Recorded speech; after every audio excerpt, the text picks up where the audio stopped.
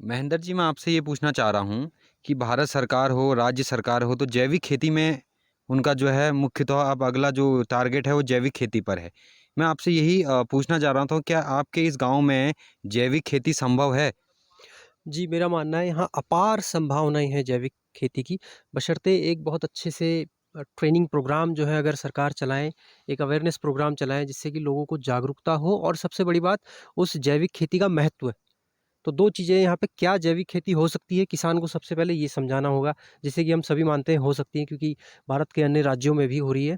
तो यहाँ पे अगर किसान को ये चीज़ समझ में आ जाए, हाँ जी, हो सकती है। उसके बाद में पूरा का पूरा गाँव एक संगठित तौर पर सभी ये ठान लें कि जी हाँ, हमने जैविक खेती करनी है, तो ये तो बहुत अपार संभावनाएँ हैं। इतना बड़ा शेरा है, आपने देखा होगा आस-पास कहीं नहीं है, तो यहाँ जैविक खेती हो सकती है। जी हाँ, बिल्कुल।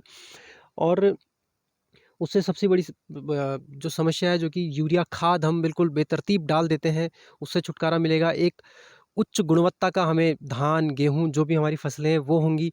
दूसरी बड़ी बात, एक लिमिट तक ही हम किसी खेत में यूरिया डाल सकते हैं और उसके बाद में जो उर्वरक क्षमता उस खेत की होती है वो उसे भी नष्ट कर देती है, जितने भी हम इसमें रसायन डालते हैं।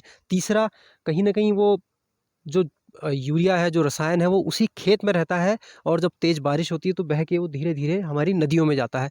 तो वो भी नदियों को दूषित करता है और इसी नदियों का पानी पूरा क्षेत्र पीता है, पूरा मैदानी इलाका पीता है। तो उन सब से भी छुटकारा मिलेगा। बहुत बहुत ही लाभ है अगर हम जैविक खेती की तरफ बढ़ते हैं तो। बहुत-बहुत धन्यवाद।